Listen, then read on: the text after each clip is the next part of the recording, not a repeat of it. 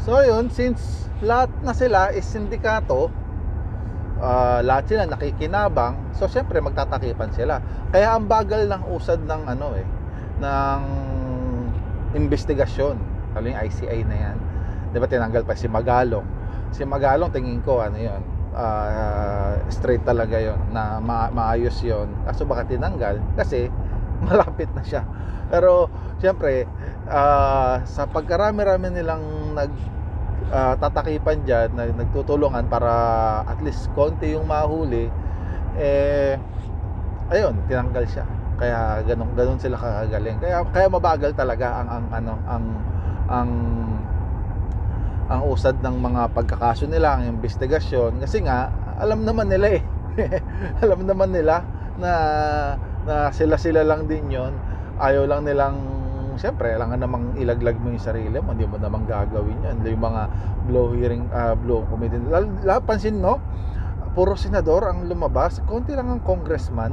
Kasi ang senador naman kasi dapat wala yan wala naman talaga dapat na budget yan, o hindi naman talaga dapat binibigyan ng budget panggawa ng DPWH kung saan man nila, sa constituency nila. Agawa ng batas, legislative nga sila, magle-legislate lang sila. Congressmen ang kumukuha ng budget, siyempre sila diretso sila sa tao sa kumbaga sa infrastructure, sa mga literal na mga bridge, ganyan. Doon talaga sila.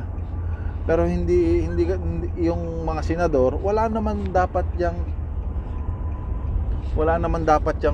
budget, mga senador na yan.